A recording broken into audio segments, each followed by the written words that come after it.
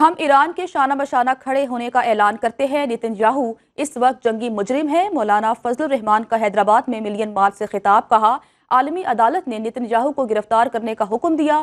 Nitin Yahoo ہر جگہ جاتا ہے، امریکہ جاتا ہے، کچھ نہیں ہوتا۔ کب تک انسانیت سوتی رہے گی؟ JUI دنیا کو جھنجھوڑ رہی ہے، کل پاکستان یا سعودی عرب کی باری بھی آ سکتی ہے۔ اس وقت ایک جنگی مجرم ہے اور عالمی عدالت انصاف نے اس کو مجرم قرار دیا ہے، اس کو گرفتار کرنے کا حکم دیا ہے۔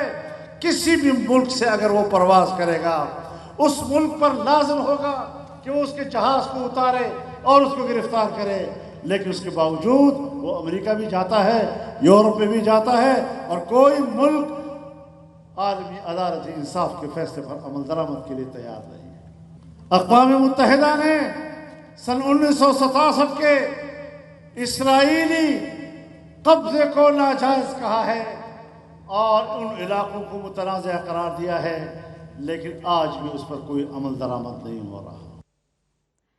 وزیر دفاع خواجہ آصف نے کہا ہے دنیا کو اسرائیل کی جوہری صلاحیت کے بارے میں ہوشیار اور خوفزدہ ہونا چاہیے۔ یہ ایک ایسا ملک ہے جو کسی بھی بین الاقوامی جوہری نظم و ضبط کا پابند نہیں اور نہ ہی NPTI یا کسی دوسرے پابند انتظامات پر دستخط کرنے والا ہے۔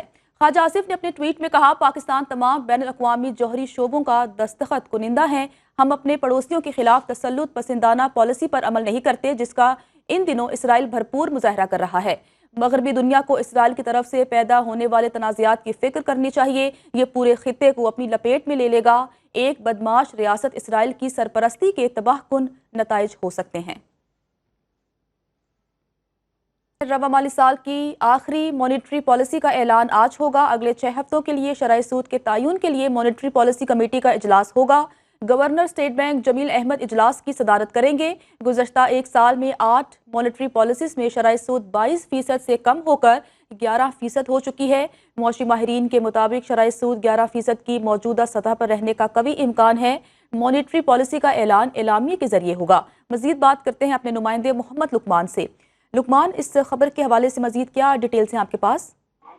جی بالکل، یہ موجودہ جو مالی سال 2024-25 ہے اس کی آخری مانیٹری پالیسی کا اجلاس اعلان ہوگا، جس سے یقیناً جو ایک شرح سود کا تعین کیا جائے گا اگلے 6 ہفتوں کے لیے، اور اس کے لیے ایک کمیٹی جو اس کی مانیٹری پالیسی کی کمیٹی ہے وہ اس کا اجلاس آج اس کراچی میں ہوگا، جس کی صدارت گورنر اسٹیٹ بینک جمیل احمد کریں گے۔ اور زیادہ تر امکانات یہی ہیں کہ 11% کی موجودہ سطح پر ہی جو شرح سود رہے گی، کیونکہ جو جیو پولیٹیکل حالات ہیں جو دنیا کے اور پاکستان حالاتوں میں یہی نظر آ رہا ہے۔ اور گزشتہ ایک سال میں اگر آپ دیکھیں تو شرح سود آدھی رہ چکی ہے۔ جون 2024 میں شرح سود جو تھی 22% تھی، اب یہ 11% ہے۔ لیکن اس کے برعکس جو کاروباری تنظیمیں ان کے خیال ہے کہ ابھی بھی اتنی سپیس ہے اسٹیٹ بینک کے پاس کہ وہ اسے 10% سے کم کر کے سنگل ڈیجٹ پر لے آ سکتے ہیں۔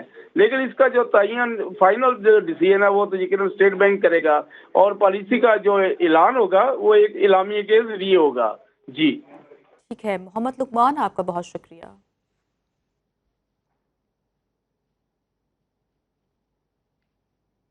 حکومت نے پیٹرولیم مصنوعات کی قیمتوں میں اضافہ کر دیا۔ پیٹرول 4 روپے 80 پیسے فی لیٹر مہنگا، نئی قیمت 258 روپے 43 پیسے ہو گئی۔ ڈیزل کی قیمت میں فی لیٹر 7 روپے 95 پیسے کا اضافہ، ڈیزل کی نئی قیمت 262 روپے 59 پیسے مقرر۔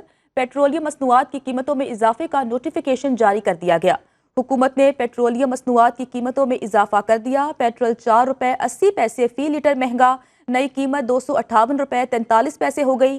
ڈیزل کی قیمت میں فی لیٹر 7 روپے 95 پیسے کا اضافہ، ڈیزل کی نئی قیمت 262 روپے 59 پیسے مقرر۔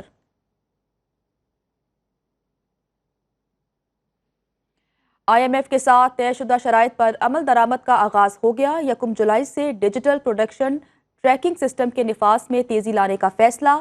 FBR کے مطابق انفورسمنٹ اقدامات نہ لینے کی صورت میں 700 ارب کے نئے ٹیکس لگانے پڑتے۔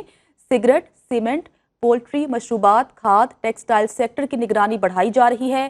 ٹوبیکو سیکٹر کی پیداوار اور سیل کو ڈیجیٹل ٹریکنگ سسٹم سے مانیٹر کیا جائے گا۔